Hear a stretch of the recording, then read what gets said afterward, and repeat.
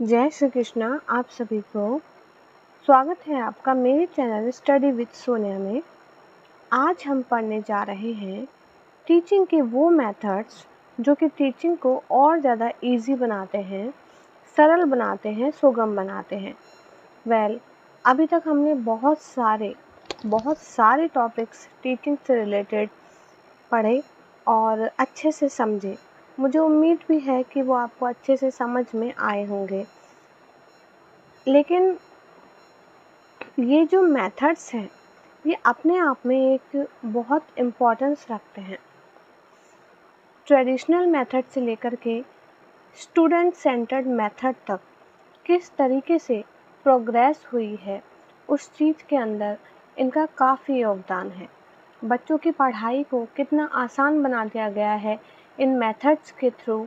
इसके लिए इन मेथड्स को डिटेल में पढ़ना बहुत ज़रूरी है। कल हमने जो वीडियो बनाया उसमें मैंने आपको बताया कि मेथड्स जो हैं वो चाइल्ड सेंटर्ड पेडागोजी का हिस्सा हैं, लेकिन इनकी डिटेल के अंदर जानकारी होनी ज़रूरी है क्योंकि हर एक मेथड अलग होता है और अलग एज के हिसाब से बनाया जाता है। तो चलिए, ये सेशन शुरू करने से पहले मैं हमेशा की तरह आपसे रिक्वेस्ट करना चाहती हूँ कि मेरे चैनल को ग्रो करने में मेरी मदद कीजिए और इन सेशंस को आप शेयर करें, लाइक करें और सब्सक्राइब करें ताकि इन्हें ग्रोथ मिल पाए। देखिए, मैंने आपको बताया कि ये जो टीचिंग है, आज की जो टीचिंग है वो बच्चे के चारों तरफ घूमती है। बच्चा सेंटर में होना चाहिए और टीचर को हर वो सुविधा उस बच्चे को उपलब्ध करानी है जिसे वो चाहता है, अपनी चीज़ों को सरल बनाने के लिए, अपनी पढ़ाई को सरल बनाने के लिए, अपने चारों तरफ की करिकुलम को सुगम बनाने के लिए। और उन्हीं में से ये मेथड्स एक प्रोसेस अलग से है। सबसे पहले हम बात करेंगे लेक्चर्स मेथड की। देखिए, लेक्चर मेथड के बारे में हम पहले भी डिस्कस कर चुके हैं। ये बहुत ज़मानों पहले हुआ करता था, आज भी है और आगे भी इसका वर्चस्व रहेगा। ये पीढ़ियों में निहित मेथड है जिसे शुरू से यूज़ में लिया गया है। लेकिन लेक्चर मेथड का मतलब क्या होता है कि एक लेक्चरर होता है जो वर्बली अपने टॉपिक को बच्चों को समझाता है। उसके अंदर जो सेंटर पॉइंट है वो है टीचर। बच्चे पैसिव होकर के बैठे हुए हैं और वो टीचर की बातें सुन रहे हैं। इस मेथड में बेसिकली पार्टिसिपेशन की कमी होती है। बच्चा कम पार्टिसिपेट करता है और इसी वजह से इस मेथड को सबसे लीस्ट इम्पॉर्टेंट मेथड के नाम से आज जाना जाता है। पहले के टाइम पर ये सारी टेक्निक्स नहीं हुआ करती थी जिसकी वजह से कोई और मेथड को इजाद किया जाता, लेकिन अब तरह तरह के मेथड्स यूज़ में आने लगे हैं। बेसिकली इस लेक्चर मेथड को कहीं पीछे छोड़ दिया गया है। इसके फीचर्स क्या होते हैं? ये टीचर सेंटर्ड होता है। टीचर जैसा चाहता है, जिस तरीके से चाहता है, उस तरीके से बच्चे को लेक्चर देता है, पढ़ाता है। लेकिन ये जो लार्ज क्लासेस होती हैं, 100, 150, 200, उससे भी ज़्यादा बच्चे अगर क्लास के अंदर हैं तो ये उनके लिए काफ़ी अच्छा होता है, क्योंकि इतनी बड़ी क्लासेस को आपको सुविधाएं देना बहुत मुश्किल का काम होता है और ये सारे मेथड्स काम में आ सके, इसीलिए गवर्नमेंट ने अब 30 स्टूडेंट्स पर एक टीचर निर्धारित किया है। वो भी इसलिए ताकि बच्चे कम रहेंगे तो आप उनको सुविधाएं ज़्यादा दे सकते हो। फ़र्क सिर्फ इतना ही है। लेकिन आज भी जब सेमिनार्स होती हैं, बड़े बड़े लेक्चरर्स आते हैं अपना लेक्चर देने के लिए, तो इसी लेक्चर मेथड का यूज़ किया जाता है। It covers syllabus quickly. Easy बात है, आपको सिर्फ लेक्चर देना है, सिलेबस पर ध्यान देना है और कुछ नहीं करना। इसमें आपको बच्चे को लर्न हो रहा है, नहीं हो रहा, बच्चा किस तरीके से लर्न कर रहा है, इसका पॉजिटिव इफ़ेक्ट बच्चे पर हो रहा है या नेगेटिव इफ़ेक्ट बच्चे पर हो रहा है, इन सब चीज़ों से कोई मतलब नहीं है। आपको सिर्फ और सिर्फ सिलेबस कंप्लीट होने पर ध्यान देना होता है। तो लेक्चर मेथड यही कहलाता है। हमारे ज़माने में जब हम पढ़ा करते थे, उस वक्त ये लेक्चर मेथड ही हुआ करता था, जहाँ टीचर डंडा लेके बैठ जाता था और सिलेबस ख़त्म कराने के पीछे पड़ जाता था। हाफ ईयरली में 15 चैप्टर आने वाले हैं, तो पूरे 15 चैप्टर ख़त्म होने चाहिए। उनका मेन मकसद यही होता था। लेकिन आज के टाइम पर बहुत सारी चीज़ें बदल गई हैं। अब देखिए, हर मेथड के एडवांटेज होते हैं। तो इसका एडवांटेज क्या है? टाइम सेविंग होता है। लंबी क्लासेस हैं, 150-200 स्टूडेंट्स हैं, इतने सारे बच्चों को पर्सनल अटेंशन देना बहुत मुश्किल का काम होता है। इसीलिए सबको एक साथ लेक्चर दे कर के उसी 1 घंटे 2 घंटे के अंदर समेट लिया जाता है। दूसरा इसका इम्पॉर्टेंट यूज़ है कि useful for introducing new topics. कोई भी न्यू टॉपिक अगर आप उनको इंट्रोड्यूस करना चाहते हैं, तो लेक्चर मेथड बहुत अच्छा मेथड माना जाता है आज भी। क्योंकि किसी भी न्यू टॉपिक को डेमोन्स्ट्रेट करके या प्रोजेक्ट देके आप नहीं इनिशिएट कर सकते। सबसे पहले आपको उसमें थ्योरेटिकल नॉलेज देनी ही पड़ती है। कोई भी टॉपिक हो, थ्योरी में आपको समझाना ही पड़ता है। तो जब भी कोई नया टॉपिक आता है, तो उसे समझाने के लिए आज भी लेक्चर मेथड ही काम में लिया जाता है। ऑर्गेनाइज करना इजी होता है। कैसे? ज़्यादा संसाधन आपको नहीं चाहिए, खर्चा ज़्यादा नहीं होता है। सिर्फ आपको अपनी बोली पर ध्यान देना है और आप बच्चे को क्या पढ़ाना चाहते हैं, वो आपका वेल प्रिपेयर्ड है या नहीं, इस बात पर ध्यान देना है। इसके अलावा कोई और चीज़ इस मेथड में नहीं चाहिए। फिर आती हैं इनकी लिमिटेशंस। लिमिटेशंस इस मेथड में थी, इसीलिए इन मेथड्स को धीरे धीरे धीरे डिसअपीयर कर दिया गया। जैसे कि students become passive.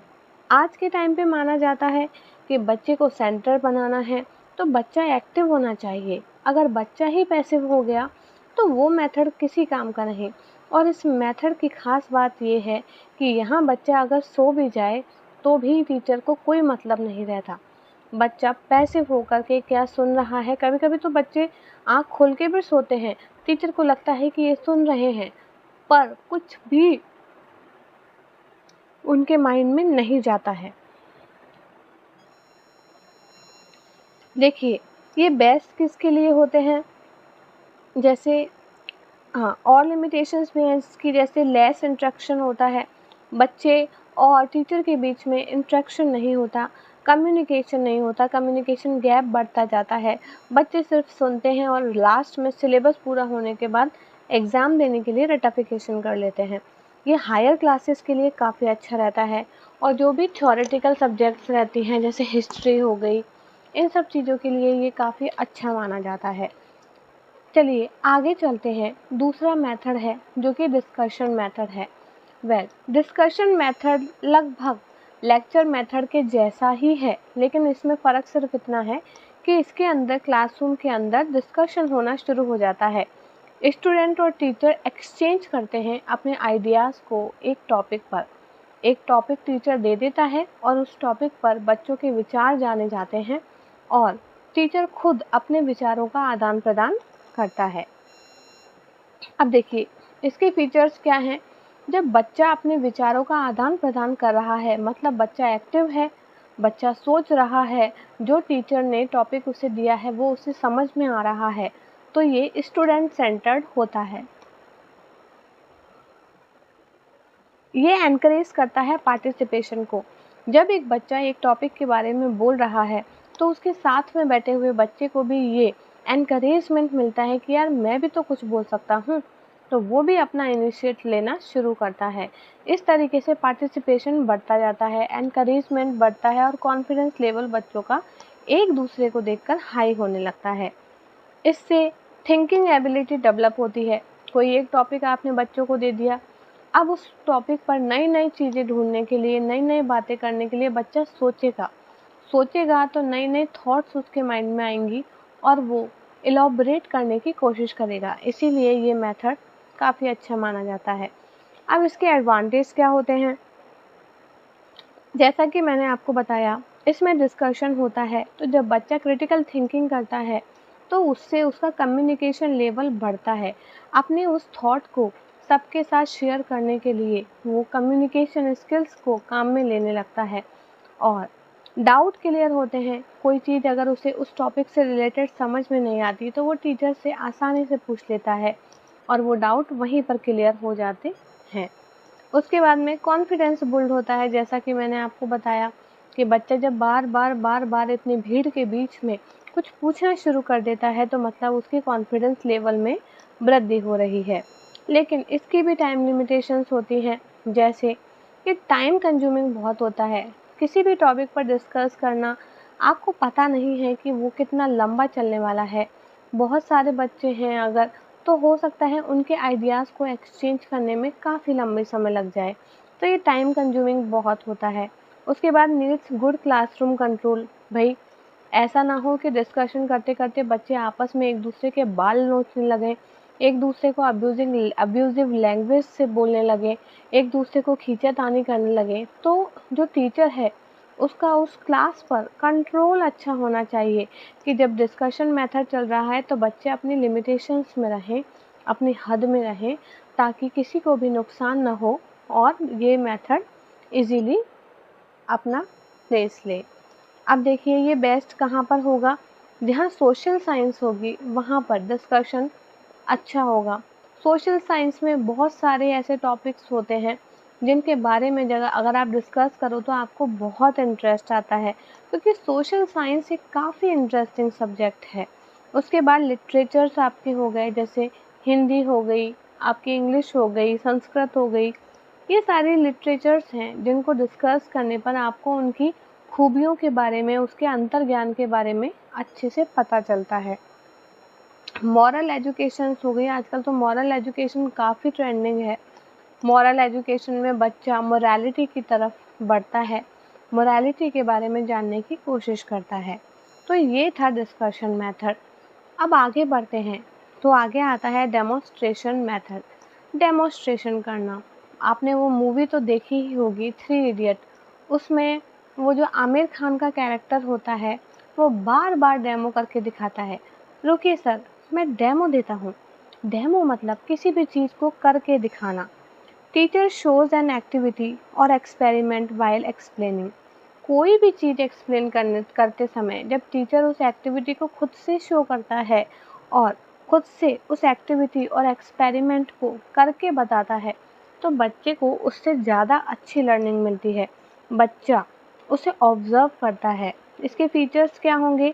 Learning by observing. जब टीचर को वो उस प्रोसेस को करते हुए देख रहा है तो उसकी ऑब्जर्विंग लेवल जो है वो ऑटोमेटिकली डेवलप हो रहा है, क्योंकि एग्ज़ाम में तो उसे ही करना है, तो उसको अब बहुत ध्यान से उस टॉपिक को देखना होता है और समझना होता है।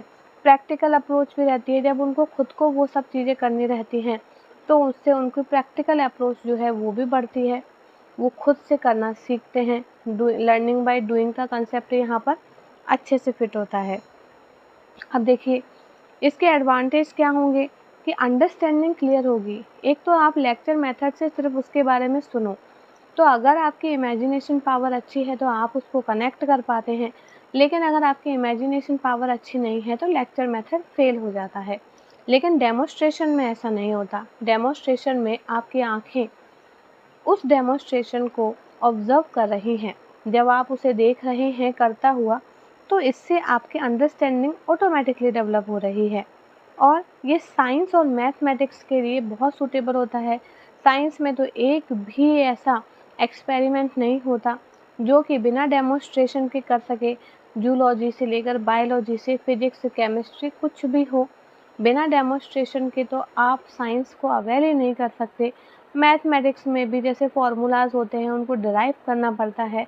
ये सारी चीज़ें बहुत इम्पॉर्टेंट लगती हैं सब्जेक्ट्स के हिसाब से, जहाँ डेमो की ज़रूरत होती है। अब जैसे ये बेस्ट किसके लिए है?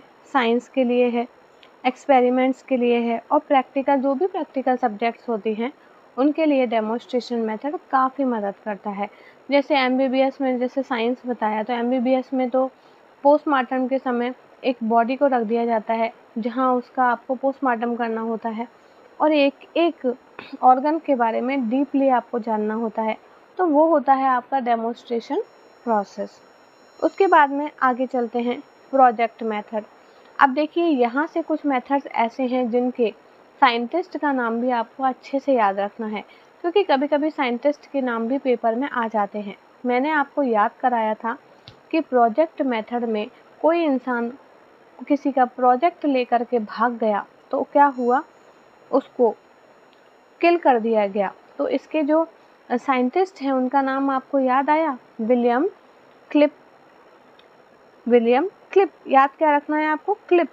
क्लिप मतलब किल कर दिया, किल पैट्रिक्स, ठीक है ना, विलियम किल पैट्रिक्स।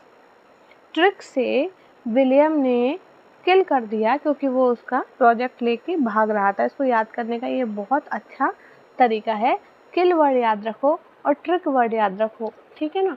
तो आपको जैसे ही ये 2 वर्ड दिखें तो आप वो लगा सकते हैं। अब देखिए प्रोजेक्ट मेथड जो है बेसिकली रियल लाइफ प्रोजेक्ट से रिलेटेड होता है। जैसे कि बच्चों को, छोटे छोटे बच्चों को प्रोजेक्ट दे दिए जाते हैं थ्योरी समझाने के बाद में कि इसे आप घर से करके लेकर के आओ। जब वो प्रोजेक्ट को खुद से घर से करते हैं तो उनकी रियल लाइफ जो अंडरस्टैंडिंग है ना वो बढ़ने लगती है और वो खुद से उस चीज़ को अच्छे से समझने लगते हैं। तो ऑब्वियस सी बात है, इससे अंडरस्टैंडिंग बढ़ेगी और कॉन्फिडेंस लेवल बढ़ेगा। उसके बाद में इसके मेन फीचर्स होते हैं लर्निंग बाय डूइंग। जैसा कि मैंने आपको बताया कि बच्चे को अगर स्कूल में प्रोजेक्ट दिया है तो वो घर पे जाके खुद से करेगा, पेरेंट्स की हेल्प लेगा, तो उसकी खुद की अंडरस्टैंडिंग उसको लेकर के बढ़ेगी। प्रॉब्लम सॉल्विंग की क्षमता उसके अंदर डेवलप होगी कि जब वो प्रोजेक्ट कर रहा होगा उस वक्त उस प्रोजेक्ट से रिलेटेड कुछ भी प्रॉब्लम्स आती है तो वो अपने पेरेंट्स से डिस्कस करेगा कि नहीं मम्मा इसको इस तरीके से करना चाहिए, इसको इस तरीके से करना चाहिए, ये मेरा डेली रूटीन का हिस्सा है।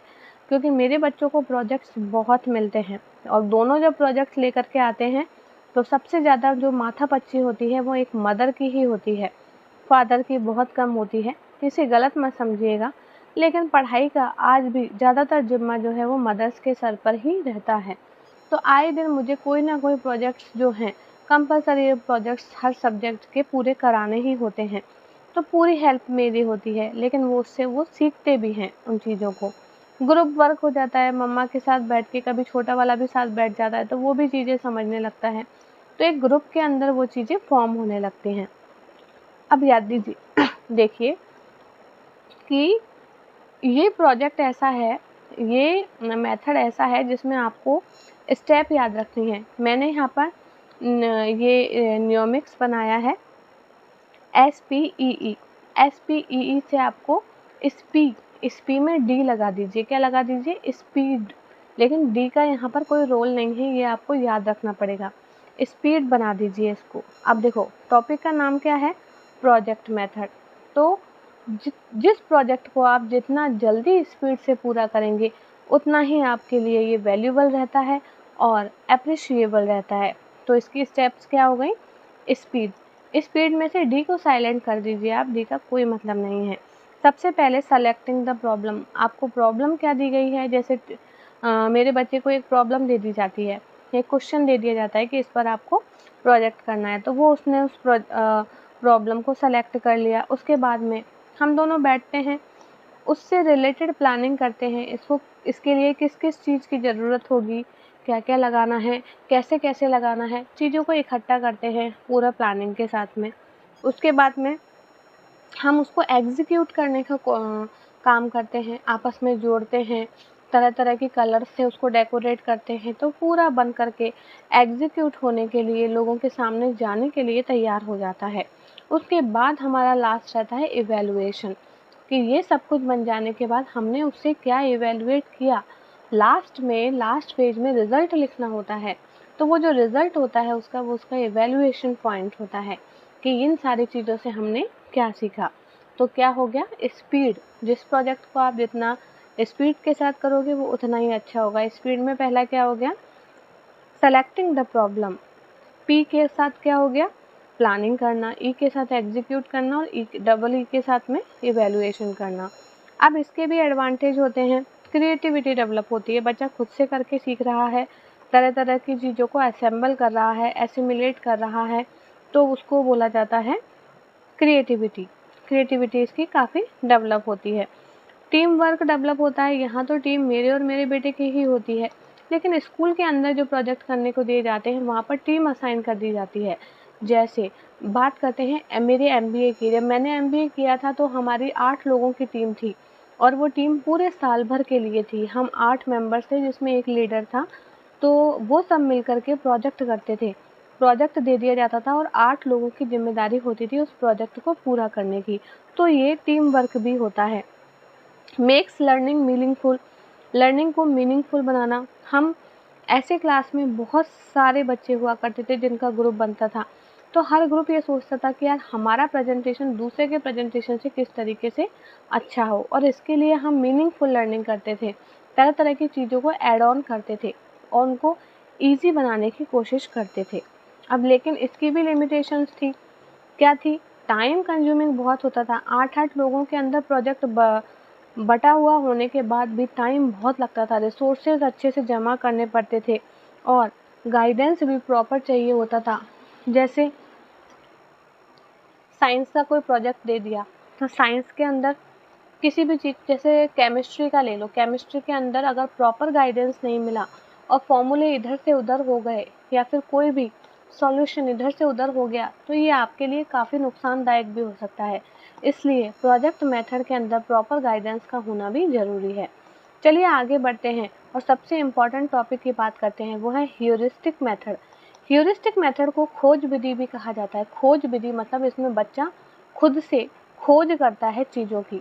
Student discover knowledge by themselves, खुद से वो चीज़ों की खोज करता है, ना स्कूल में उसको प्रोजेक्ट दिया जाता है, ना घर पे कुछ करने को बोला जाता है, पर जैसे जैसे ऑब्जर्व करके वो खुद से कोई चीज़ निजात करता है तो उसको बोला जाता है ह्यूरिस्टिक मेथड। सबसे पहले इसको किसने दिया था? H.E. आर्मस्ट्रॉन्ग ने। उसकी आर्म्स काफ़ी स्ट्रॉन्ग थी, इसीलिए वो डिस्कवर करने में काफ़ी माहिर था। जगह जगह पर चीज़ें अलग अलग डिस्कवर करके लेके आ जाया करता था। इसको ऐसे याद रखना है कि उसकी आर्म्स जो थी, ही मतलब लड़का। अब देखो यहाँ पर भी जेंडर इक्वालिटी आ गई है ना, चलिए छोड़िए। ही मतलब वो जो लड़का था, वो उसकी आर्म्स काफ़ी स्ट्रॉन्ग थी, तो वो जगह जगह पर चीज़ें डिस्कवर करके लेके आ जाता था, तो इसको क्या बोला गया? H.E. आर्मस्ट्रॉन्ग ने ह्यूरिस्टिक मेथड दिया। ठीक है। उसके बाद इसके फीचर्स थे, सेल्फ लर्निंग थी, खुद से करना था, खुद से चीज़ों को खोजना था। तो जब आप खुद से कुछ चीज़ें करते हो तो आपकी automatically internal self learning develop हो जाती है। इंक्वायरी बेस्ड थी, जैसे सर्वे होते हैं, सर्वे के अंदर आप 10 लोगों के, जैसे सपोज करो आपने कोई कैफ़े खोला, यहाँ पर तो बात बच्चों की हो रही है। चलो बच्चों को, जैसे लास्ट ईयर मेरे बेटे को एक प्रोजेक्ट दिया गया था, ठीक है ना, वो तो प्रोजेक्ट दिया गया था, लेकिन उसमें ये किया गया था कि आपको खुद से उस प्रोजेक्ट को, एक प्रोजेक्ट तैयार करना है जिसका क्वेश्चन भी खुद को तैयार करना है और जिसका सॉल्यूशन भी खुद को बनाना है। तो ये काफ़ी उसके लिए चैलेंजिंग था। 3rd क्लास में था वो, तो 3rd क्लास के हिसाब से काफ़ी चैलेंजिंग प्रोजेक्ट था ये। मैं भी थोड़ा सा दिमाग मेरा ख़राब हो गया था। हमने गूगल की छानबीन शुरू कर दी थी कि भैया पहले कौन सा टॉपिक 3rd क्लास के हिसाब से उठाया जाए कि हम उसको एलॉबरेट कर सकें। हालांकि मैं उसके साथ में थी, कोई ऑप्शन नहीं था, बच्चा बहुत छोटा था, लेकिन अगर इसके अंदर वो खुद से सेल्फ लर्निंग करता, सेल्फ चीज़ों को ढूंढता, सेल्फ प्लानिंग करता, तो उसको ह्यूरिस्टिक मेथड के अंदर रखा जाता। इंक्वायरी करता, फिर वो सर्वे करता कि भैया ऐसा हो सकता है या नहीं हो सकता।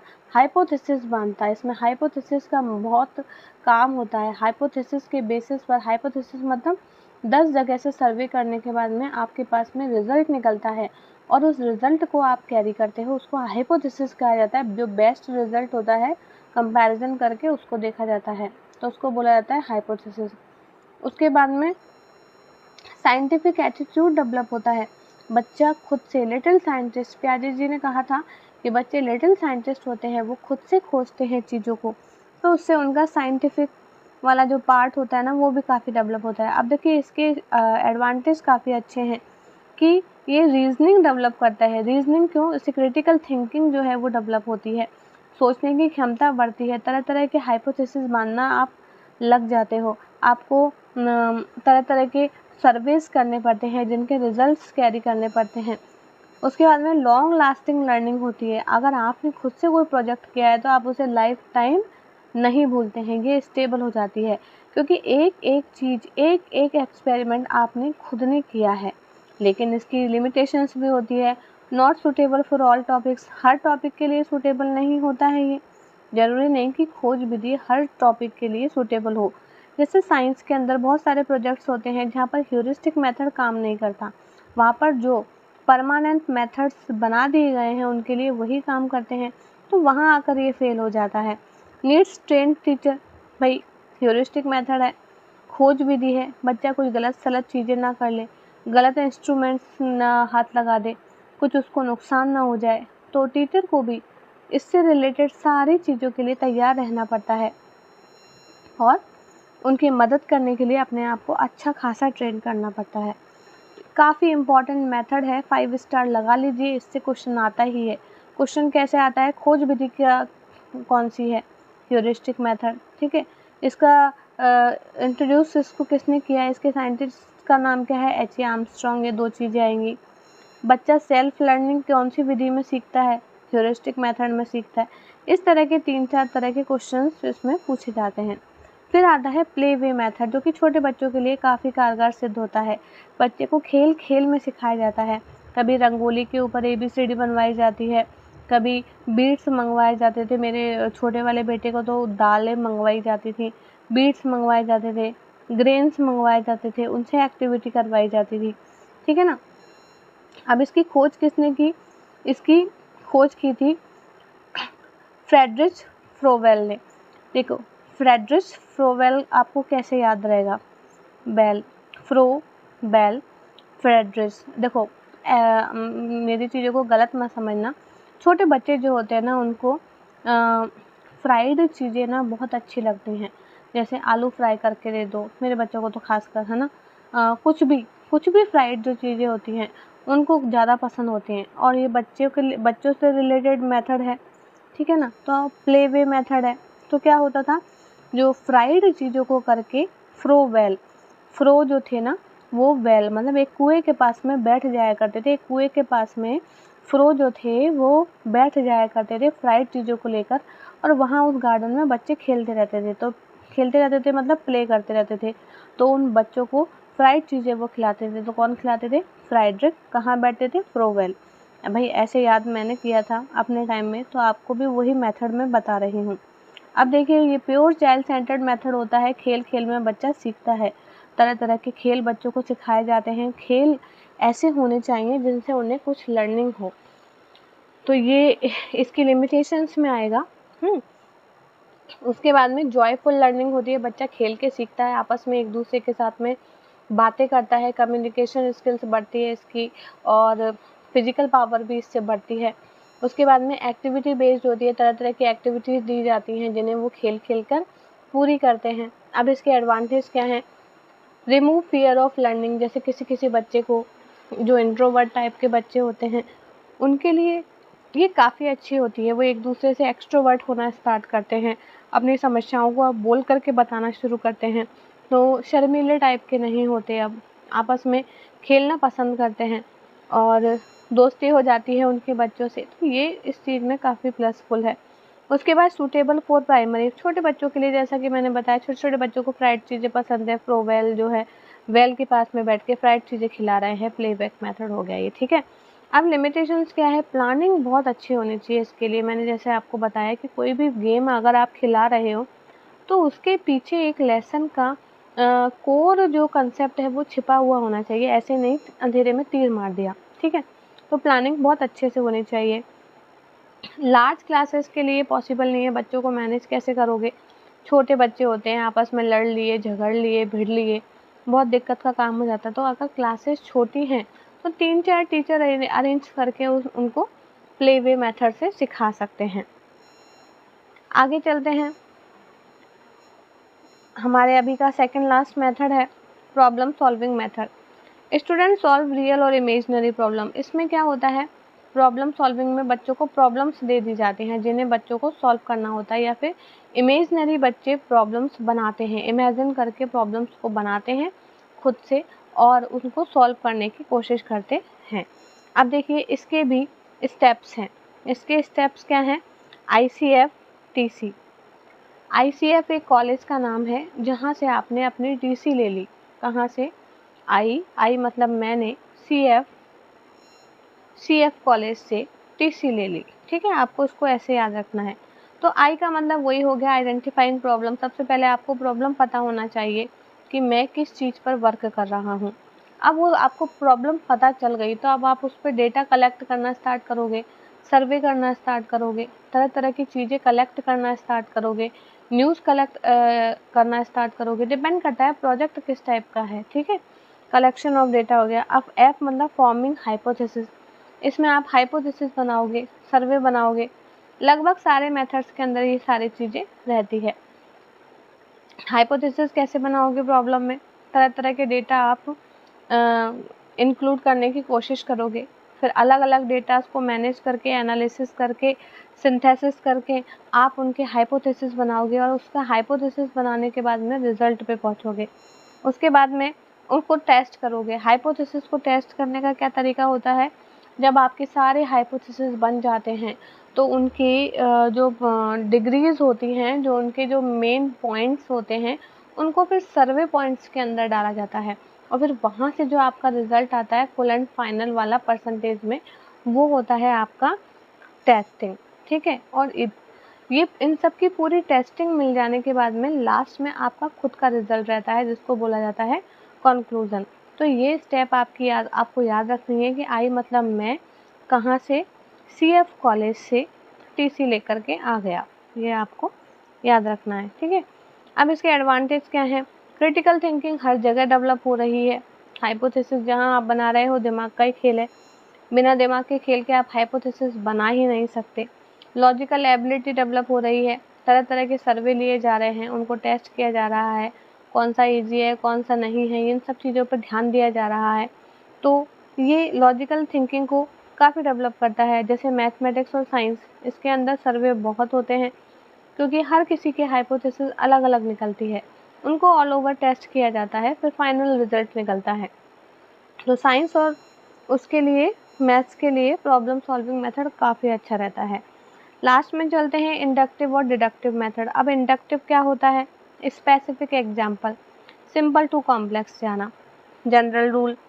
सबसे पहले आपने इंडक्टिव मतलब एग्जाम्पल दे दिया। एग्जाम्पल कैसे दे दिया?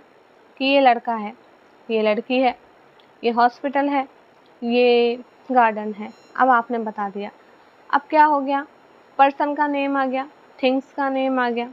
ठीक है, पर्टिकुलर आपने एनिमल भी दिखा दिए, एनिमल का नेम भी आ गया, आइडियाज़ भी बता दिए।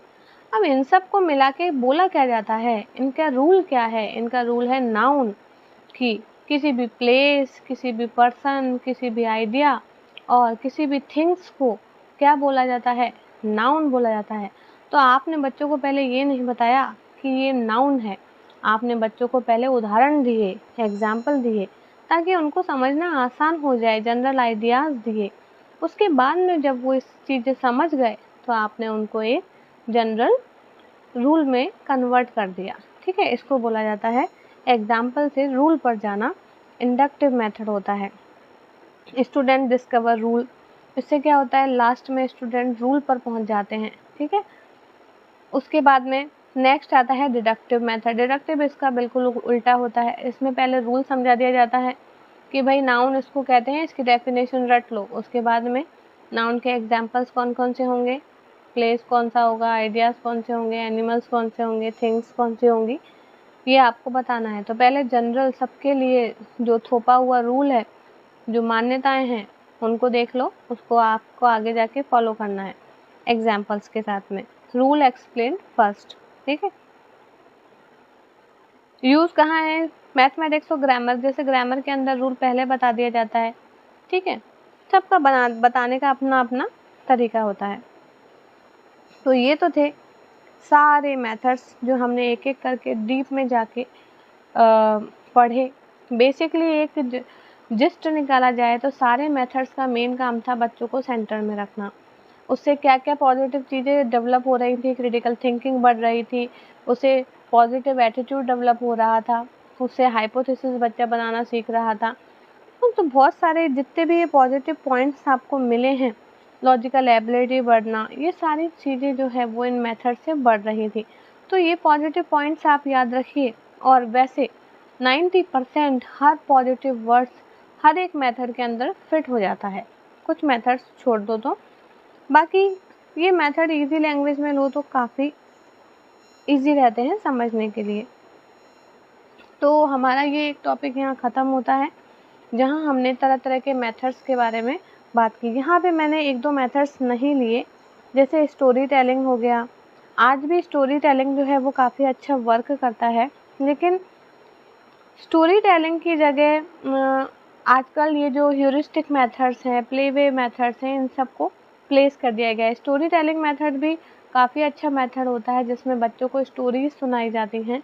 स्टोरीज़ के माध्यम से उनको चीज़ें सॉल्व करना सिखाया जाता है। इससे क्रिएटिव थिंकिंग बढ़ती है, क्रिटिकल थिंकिंग बढ़ती है, एबिलिटी सोचने की बढ़ती है। तो इसको बोला जाता है स्टोरी टेलिंग मेथड। ठीक है। आई होप सो कि ये सेशन आपके लिए काफ़ी अच्छा रहा होगा, और अगर अच्छा रहा तो प्लीज़ मुझे कमेंट करके बताइएगा। और रिक्वेस्ट करना चाहूँगी कि मेरी ग्रोथ करने में मेरी मदद कीजिए, ताकि ये चैनल और लोगों के पास पहुँच सके। धन्यवाद। जय श्री कृष्णा। मिलते हैं अगले टॉपिक के साथ।